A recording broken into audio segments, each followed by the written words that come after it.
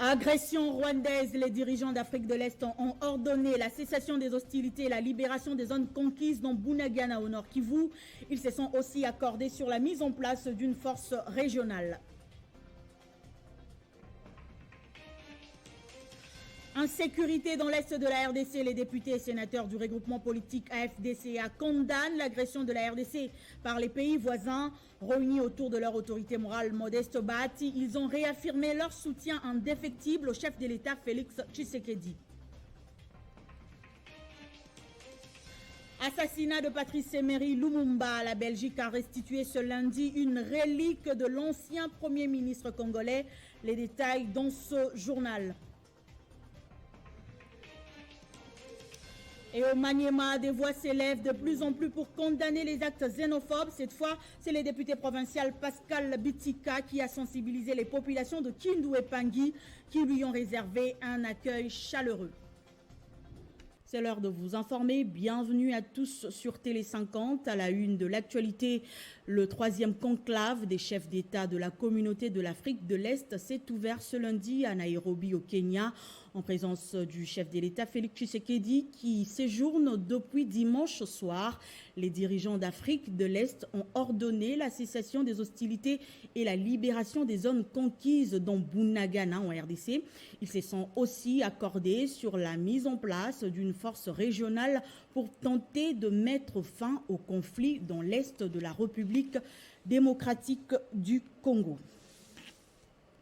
Et justement, en rapport avec la situation sécuritaire qui prévaut dans l'est du pays, les députés nationaux et sénateurs du regroupement politique Alliance des forces démocratiques du Congo, AFDCA, se trouvant à Kinshasa, se sont réunis autour de Modeste Bahati Lukwebo le dimanche dernier au cours d'une rencontre organisée à Rotana Hotel. Ils ont à cette occasion condamné énergétiquement l'agression de la RDC par les pays voisins. Ces élus de l'Union sacrée qui ont réaffirmé leur soutien indéfectible au chef de l'État Félix Tshisekedi ont par ailleurs renouvelé leur loyauté à Modeste Bahati Lukwebo, président national et statutaire de ce grand regroupement politique.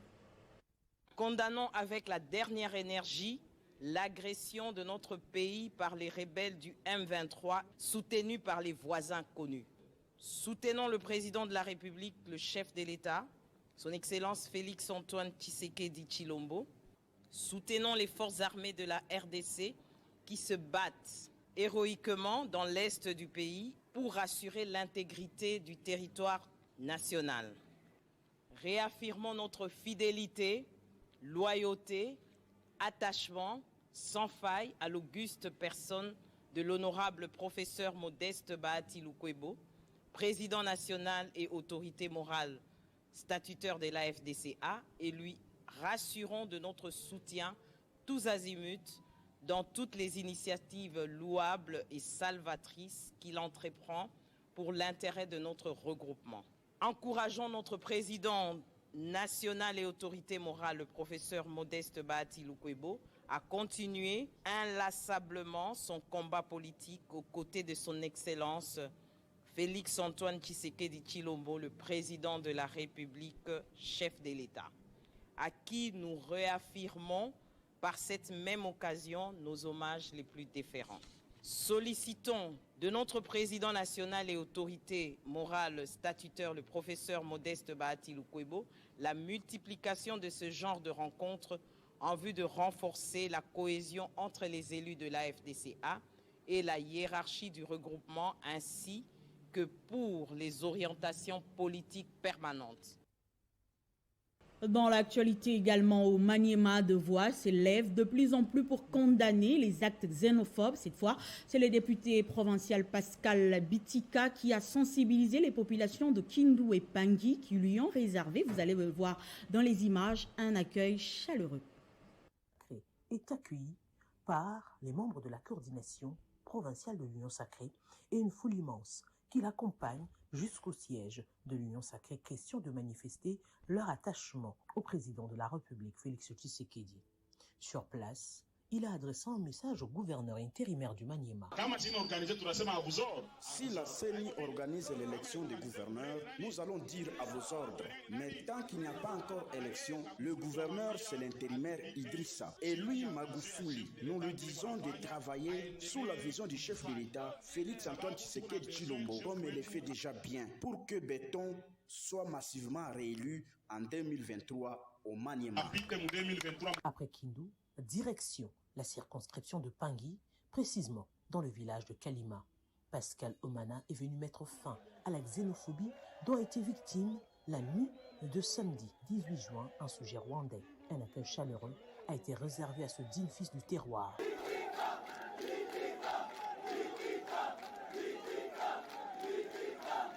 L'homme n'a pas manqué de montrer son attachement au président de la République.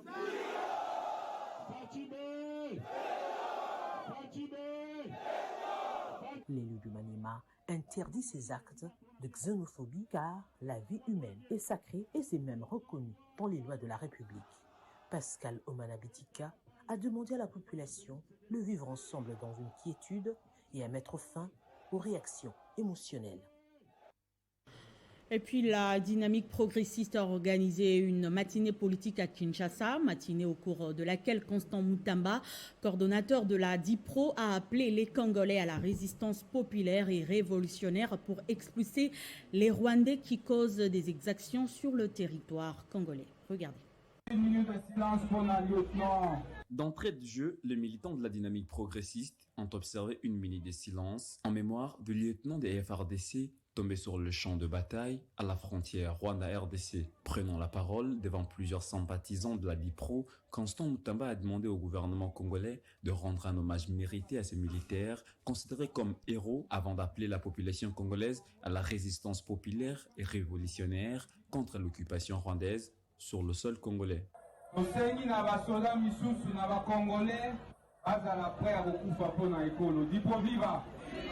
Na yangonde bo remarqué que quand vous zikisaki rapport na bango baluka ki pe ba bomanga idipo viva.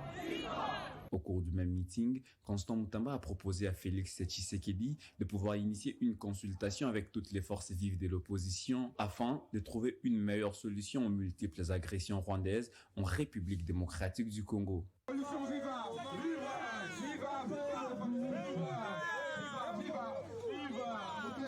Sous la houlette de Constant Mutamba, les militants de la DIPRO ont brûlé et enterré l'effigie du président du Rwanda, Paul Kagame, tout en réitérant leur soutien aux FARDC qui se battent bec et ongle pour sécuriser le territoire national. Et de son côté, le coordonnateur de la dynamique pour une sortie de crise, DISOC, en sigle, au cours d'une déclaration faite dimanche, analysé les questions d'actualité, notamment le conflit congolo-rwandais et l'invalidation des députés qualifiés d'absentéistes à l'Assemblée nationale. D'un ton ferme, Lisanga Bonganga a demandé au gouvernement d'appliquer le testament de feu Étienne Tshisekedi. La République démocratique du Congo, notre pays, connaît actuellement une situation de guerre. L'opinion doit savoir que le pouvoir en place n'a pas si respecté ces accords qu'il a signés avec le Rwanda, l'Ouganda et le M23. La conséquence logique qui découle du non-respect des dix accords est la guerre d'agression que nous subissons et déplorons aujourd'hui. Pendant que le pays est agressé, le pouvoir en place opte malheureusement pour la dictature et la division de la classe politique. La DISOC s'interroge. Est-ce le moment pour l'union dite sacrée de la nation de procéder à l'adoption de la loi électorale? Est-ce le moment pour la majorité parlementaire de procéder à l'invalidation inconsidérée des députés nationaux de l'opposition? Est-ce le moment pour l'État congolais de sponsoriser un méga concert le 30 juin 2022, date historique et mémorable? Est-ce le moment de réveiller les démons de la xénophobie, du tribalisme et du sectarisme? Est-ce le moment pour le Conseil supérieur de la défense de recommander au gouvernement de procéder à la suspension des accords ou c'est plutôt le moment, avec la guerre, de procéder purement et simplement à la révocation de ces accords. Et c'est le moment pour le pouvoir en place et ses militants d'opposer le peuple congolais au peuple rwandais. Prenons à présent les nouvelles de la dynamique pour la démocratie au Congo, un parti politique de Lingele Ifoto qui a organisé un café politique. La situation sécuritaire à l'Est et les élections à venir étaient à l'ordre du jour. C'est à son siège mythique de Cabinda 166 de la commune de Kinshasa que s'est tenu ce café politique. Lingele Ifoto, en face des cadres et militants, n'a pas loupé un seul sujet d'actualité. Pour le président de la DDC, le pouvoir en place doit des explications quant à son rapprochement récent avec le voisin agresseur et avec le M23. Le parti politique a par ailleurs condamné la violation de notre intégrité territoriale et a exprimé son soutien au FRDC. Dans un M23, qui ne sait pas qu'il va signer en 2019-2020, il va signer qu'il va accord. Vous n'avez pas vu le président s'embrasser avec Paul Kagame? Mais comment qu'ils nous disent quand Quant aux élections, la DDC reste catégorique. 2023, c'est la ligne rouge qu'on ne peut franchir. Après cette date, toutes les institutions issues des élections de 2018 tombent, en commençant par le président de la République. La configuration actuelle de la CENI n'est pas non plus propre à favoriser des élections crédibles, a fait savoir le parti.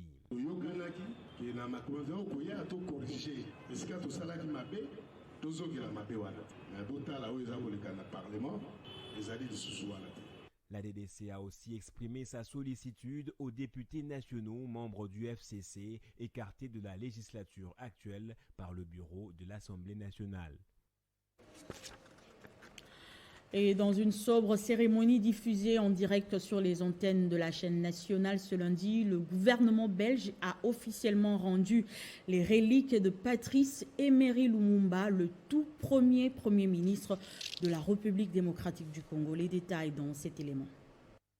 La dent de Patrice Emery Lumumba a été restituée à sa famille ce lundi, 61 ans après la mort de cet ancien Premier ministre congolais, assassiné aux côtés de ses deux compagnons de lutte, dont Joseph Okito et Maurice Mpolo. C'est dans le hall du Palais d'Egmont à Bruxelles que s'est tenue cette cérémonie. Honorant son engagement de 2020, le chef du parquet fédéral belge, Frédéric Van, a ainsi remis un coffret contenant une dent du héros congolais. Un aboutissement dû aux démarches judiciaires entreprises et qui demeure en cours pour crime de guerre après la plainte déposée en 2011 par la famille pour éclaircir les conditions de l'assassinat, ce qui a permis à la justice belge d'avancer dans les dossiers en parvenant à saisir la dent en 2016 chez la fille d'un policier belge ayant participé à la disparition du corps de Patrice Lumumba. Après la partie intime et privée de la restitution, une cérémonie officielle présidée par les premiers ministres belges et congolais en présence d'une forte délégation et des enfants de Patrice Emery Lumumba était programmée. Un moment de recueillement autour du cercueil où est placé le coffret de la dent. Le cercueil a été acheminé dans la cour d'honneur où il a été revêtu du drapeau congolais au retentissement des hymnes nationaux de deux pays interprétés par la musique royale belge. Une veillée mortuaire sera donc organisée à l'ambassade de la RDC en Belgique ce même lundi, ainsi que l'ouverture d'un livret de condoléances. Des honneurs militaires seront organisés avant le départ du cercueil de la capitale congolaise. Cette restitution devra permettre aux proches d'achever leur deuil et au pouvoir congolais d'ériger un mémorial de Patrice Lumumba en construction à Kinshasa sur un grand axe où s'élève déjà une statue du héros national. Et au Tanganyika, la cérémonie de remise et reprise entre le gouverneur intérimaire sortant et le gouverneur de province élu Julie Ngungwa Mwayuma a été organisée ce lundi au gouvernorat.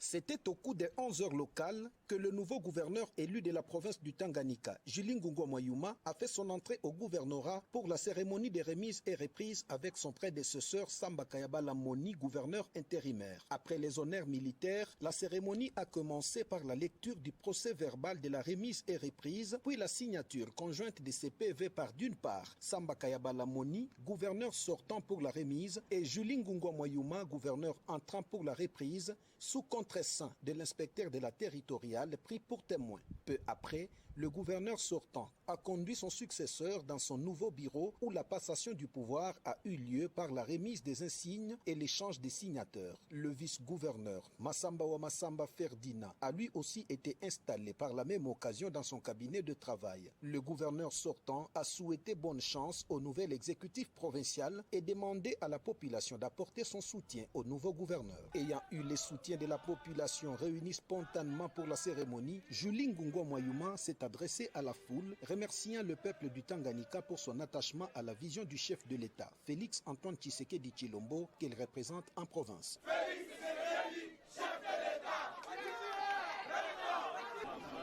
Mkono kwa mkono, kwa hivi tuendeleshe provinsi yetu mbele. Sina na mengi ya kumiambia na milomba tu mniunge mkono kwa sababu peke yangu sitaweza.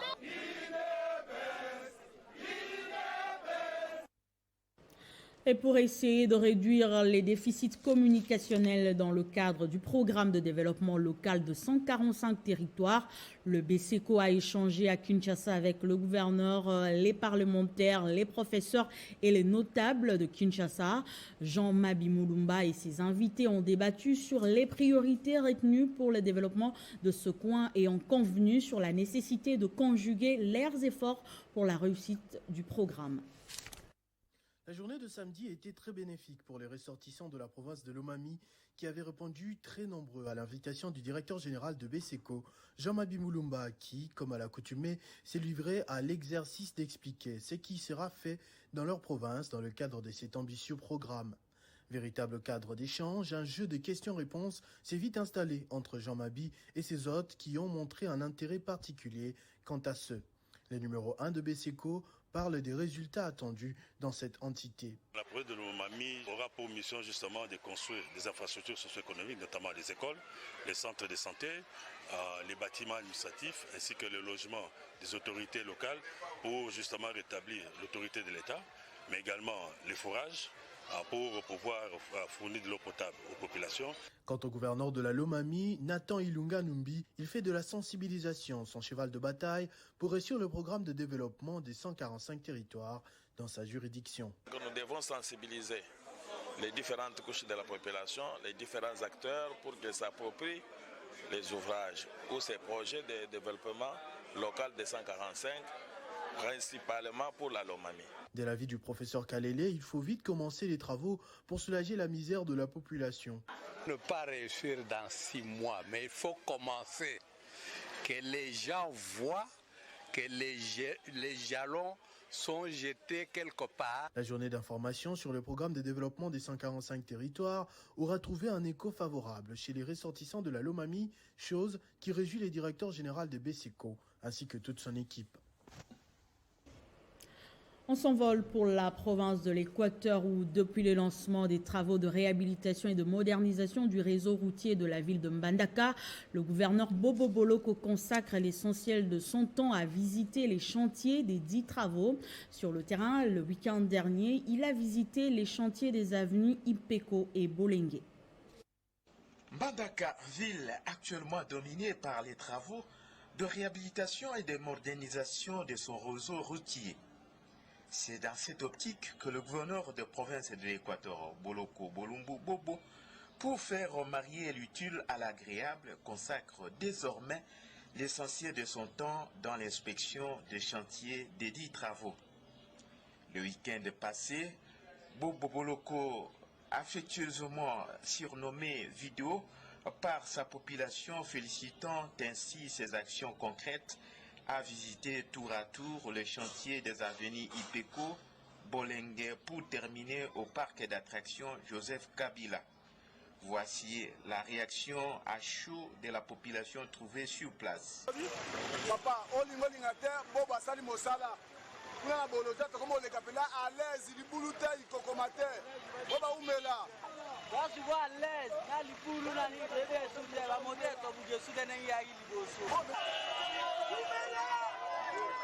c'est dans cette ambiance de fête que le gouverneur Bobo Vidéo a terminé la semaine dernière. Pendant ce temps, dans la capitale, Jonathan Bialoussouka poursuit sa tournée quinoise où son parti consolide son assise. Aujourd'hui, plus que jamais, ce week-end, il a été à la rencontre des membres de l'ABG ressortissant de Fetchi. Il a été reçu et écouté comme un digne fils du grand Bandundu, acharné par le développement de cet espace et du pays en général. L'autorité morale de l'Alliance pour la bonne gouvernance, Jonathan Bialoussouka, poursuit sa tournée de proximité surnommée Opération Bouclage de Tchangou, qui a démarré par la commune de Massina. Après avoir bouclé les 3 grands quartiers, c'est le tour des contacts avec les grandes communautés sociologiques habitant ce coin populaire de Kinshasa. C'est dans ce contexte que l'élu le plus populaire de Tchangou a été reçu par la communauté de Fetchi, venue en masse témoigner à ce digne fils originaire du Congo leur soutien et fidélité indéfectible. Question de joie. Partout où je suis, la communauté de ma province d'origine veut me recevoir. Vous voyez la liesse, vous savez que la Tchangou est composée à 70% par la communauté de Banamoni. Et chaque communauté est en train de s'organiser pour me recevoir. Aujourd'hui, c'est la communauté de Fetchi. Vous voyez l'ambiance ambiante. J'ai toujours dit au chef de l'État de ne pas se laisser emporter par les fanfarons.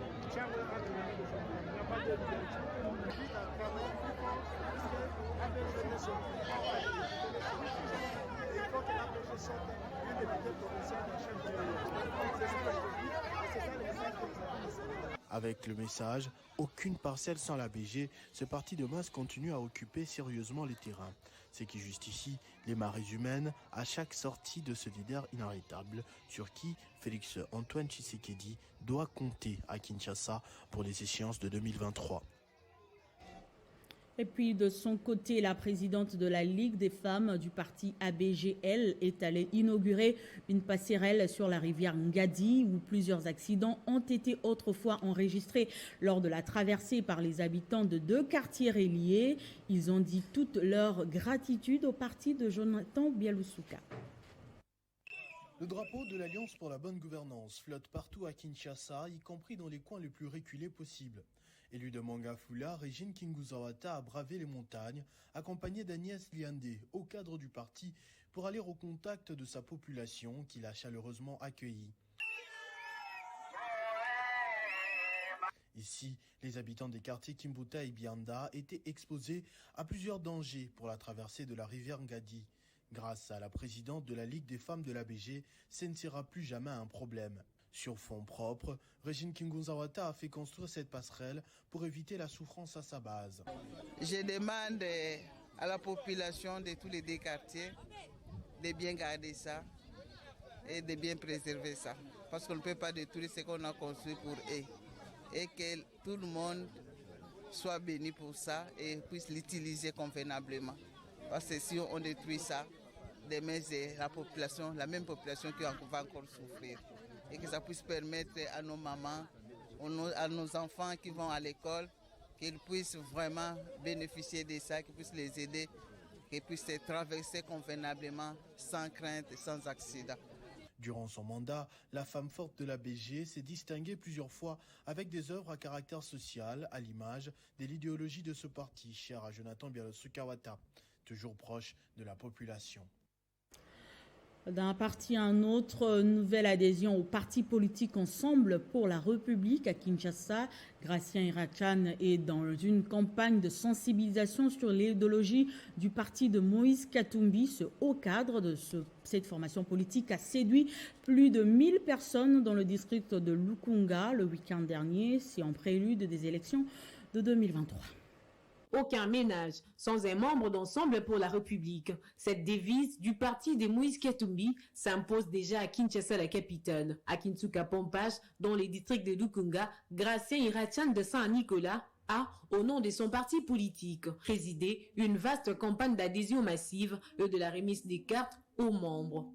Dans son mot des circonstances, ce haut cadre d'ensemble pour la République a remercié la population de Kintsuka-Pompage pour avoir accepté d'accompagner et de soutenir la vision de Moïse Katumbi. Patriotisme oblige, Gratien de Saint-Nicolas a invité Sekino à soutenir les FARDC dans cette dure épreuve marquée par l'agression rwandaise. Vous savez que le président Moïse Katumbi a lancé l'implantation du parti à Kisangani et il a demandé à ce que partout on puisse commencer déjà à implanter les partis et à pouvoir faire adhérer les membres. Vous savez que les FARDC sont la seule force que nous avons dans notre pays et donc c'est important que nous puissions soutenir tous les militaires qui se battent à l'Est depuis plusieurs années et jusqu'au sacrifice suprême. Et donc on a pensé nécessairement de chaque cérémonie, il faut penser à tous ceux qui sont au front. Côté nouveaux adhérents, c'est un jour de joie. Ils sont visiblement déterminés à soutenir le président national d'Ensemble pour la République, Moïse Katumbi. Todo sepéane la président Moïse Itapoué 2023 président. Toza la posta na yo, passe l'équipe. Après Lukunga, cette vaste campagne d'adhésion et de la remise des cartes aux membres va s'étendre sur l'ensemble de la capitale congolaise.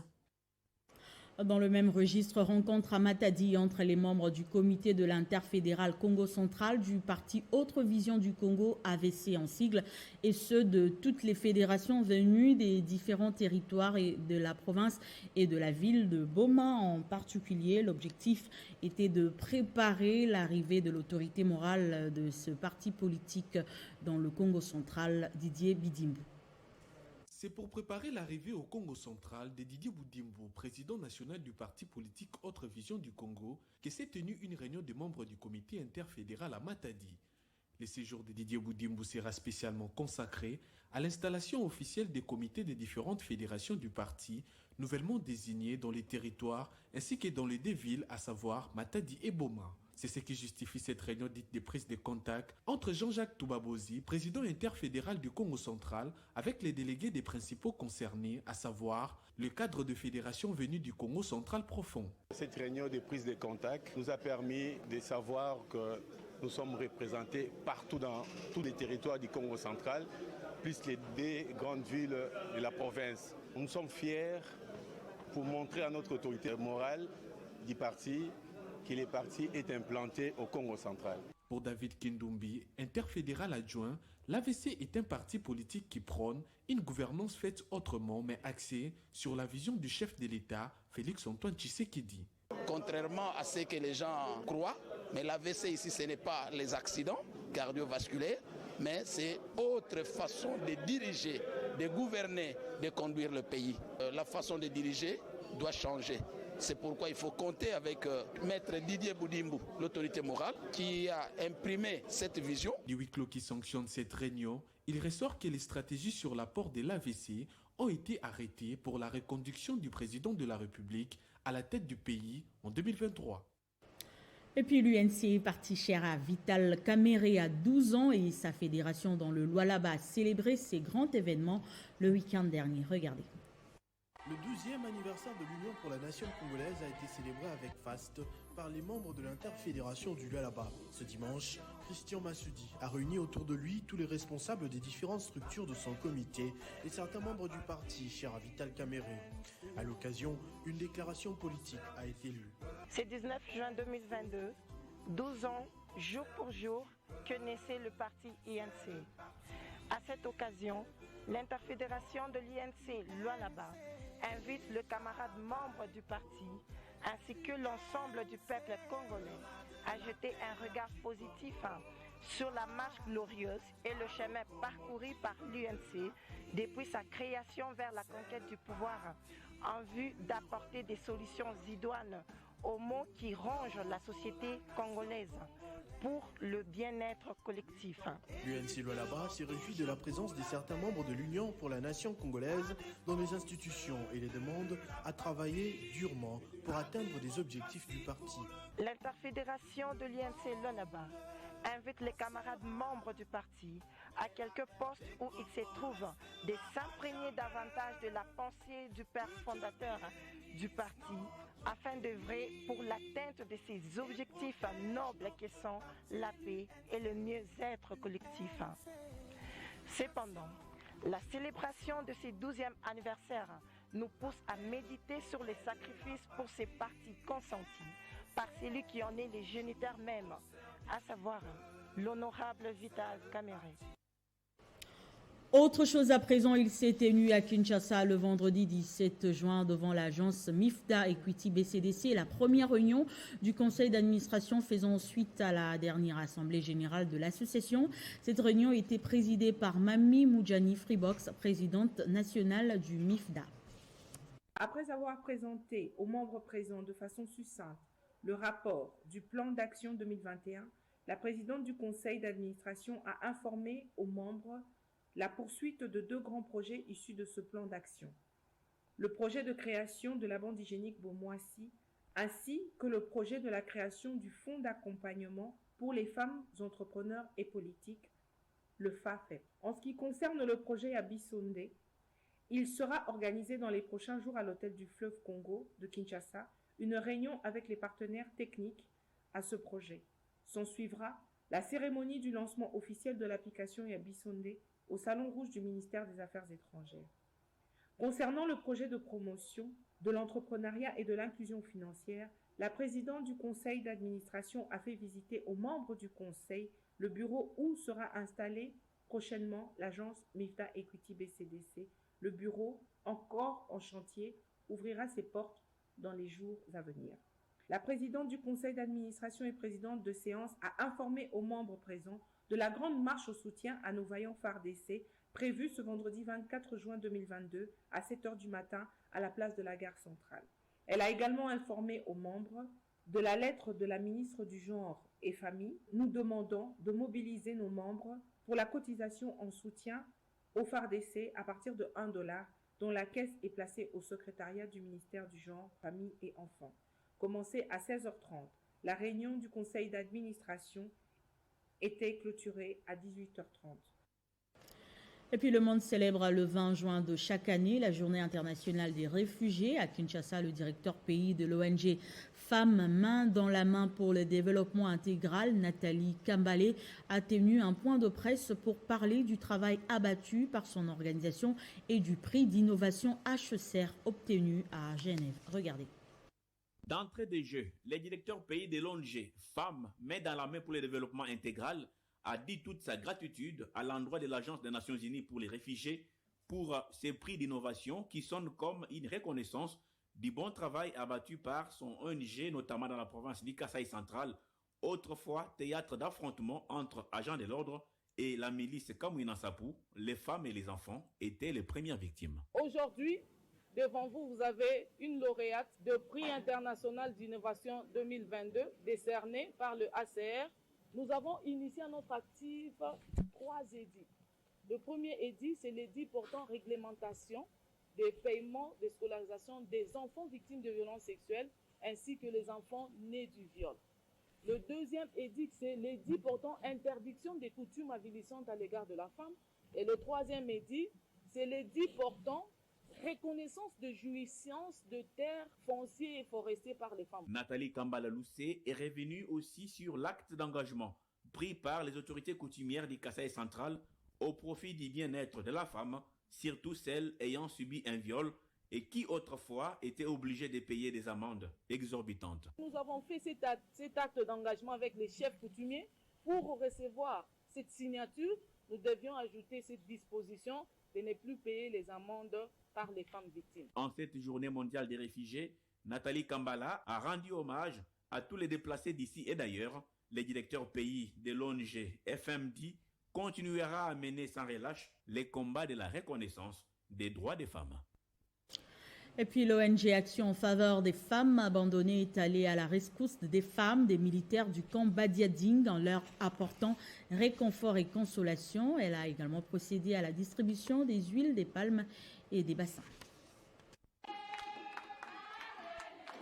Après Delvaux et UPN, l'ONGD AFA s'est déportée au camp Badiading. Ici, comme à ses habitudes, elle a procédé à la distribution de biens vivres et non vivres aux femmes abandonnées.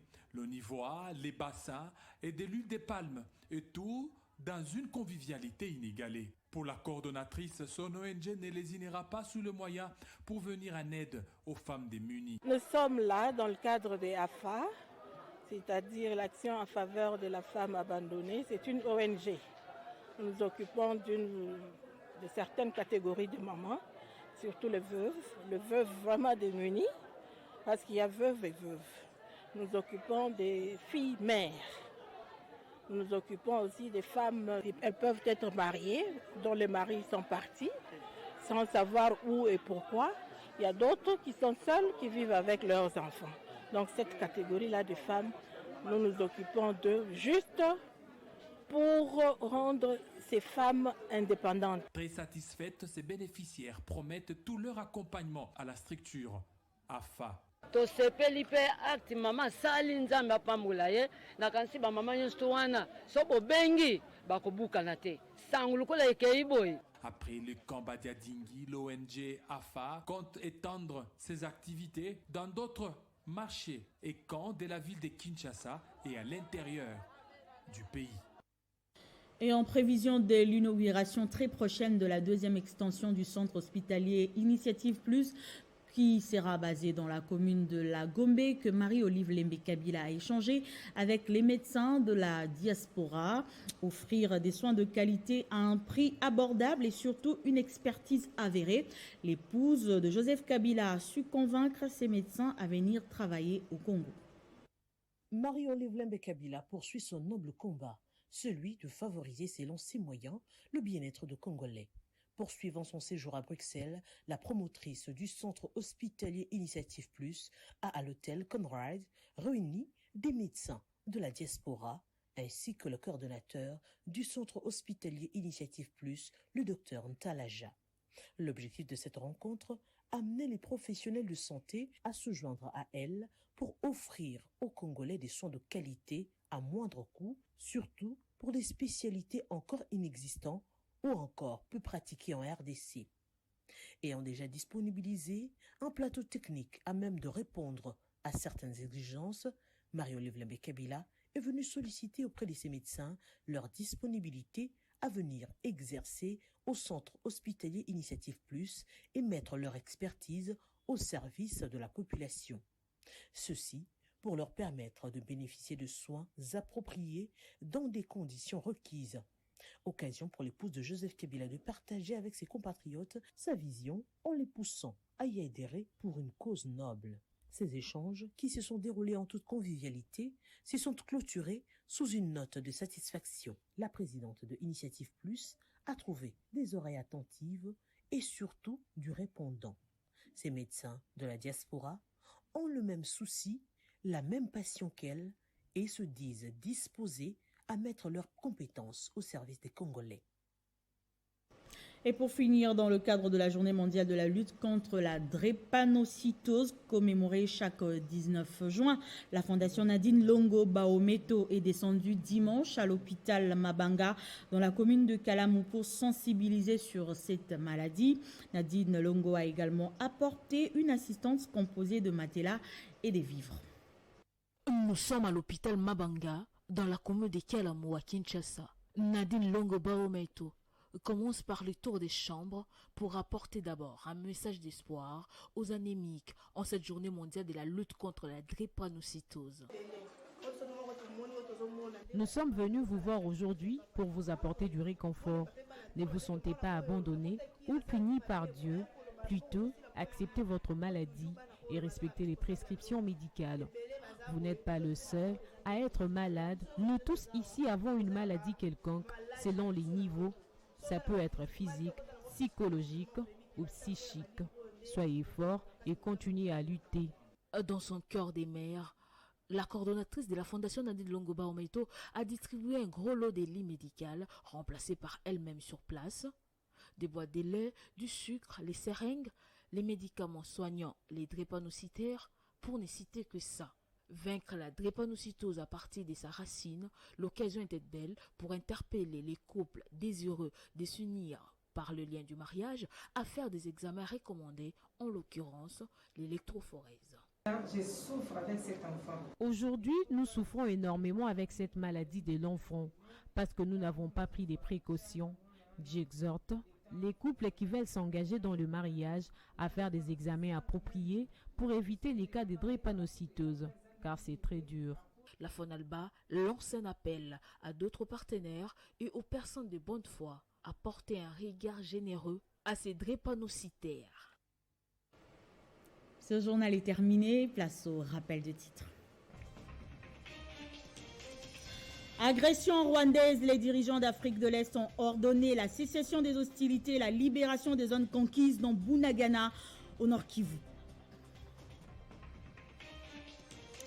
Insécurité dans l'Est de la RDC, les députés et sénateurs du regroupement politique FDCA condamnent l'agression de la RDC par les pays voisins. Réunis autour de leur autorité morale Modeste Bahati, ils ont réaffirmé leur soutien indéfectible au chef de l'État Félix Tshisekedi. Et puis, assassinat de Patrice Emery Lumumba. La Belgique a restitué ce lundi une relique de l'ancien Premier ministre congolais. Vous avez suivi les détails dans ce journal. Et pendant ce temps, au Maniema, des voix s'élèvent de plus en plus pour condamner les actes xénophobes. Cette fois, c'est le député provincial Pascal Bitika qui a sensibilisé les populations de Kindu et Pangui. Merci de nous avoir suivis. L'info est en continu sur Radio 50 et sur la bande défilante.